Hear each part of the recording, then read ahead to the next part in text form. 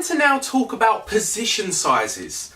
Now, some of you might think, oh, why are they doing a lesson on position sizes? Position sizes are a lot more important than people realise, especially if you are someone who trades for a living. If you ever meet a professional trader and talk to them about position sizes, they will teach you how important it is in order to control the size of your position. A lot of new traders, especially people who open CFD accounts, risk way too much capital on single trades, and they are positioning themselves too large. We have some statistics that we've worked out. If you have a trade and you make a 5% loss, you have to then make on the next trade 5.3% in order to make your money back and get to break even. Now, that doesn't sound too bad, so risking 5% isn't the end of the world if you make a loss, because you can make tomorrow easily 5% back and end up at break even. But what you'll notice with this list, and it probably will be a good idea to get a pen and paper to write this down, as you go down you will notice something happening. So if you make a 10% loss, you have to make back 11.1% to break even.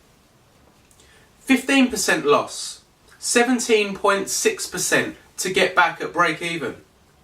If you make a 20% loss, you then have to make a 25% profit in order to get back to break even.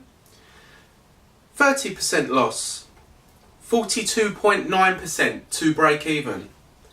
If you make a loss of 40%, you need to make back 66.7%. Now 50%.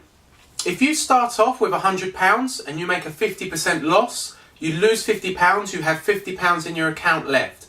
You then have to make 100% return in order just to get break even. So with that £50, you have to double that to get back where you was before that loss. Are you starting to notice how important it is not to make big losses? Because it can be so hard to double your money on the stock market. Now 60% loss, 150% return in order to break even.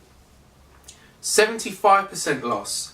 So if you start off with £100 and you lose on 1 or 2 trades £75, you have £25 left. You then have to double that to get to 50, and then double that 50 to get back to where you was at £100. And this really puts things into perspective. A 90% loss, you have to make a 900% return in order to get back to break even, which is not going to happen.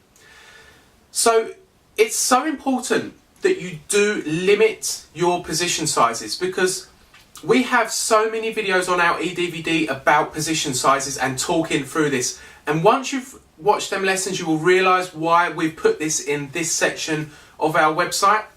So always think about how much you are risking, how big my position size is. If my stop loss gets hit, then how much capital am I going to lose out of my account?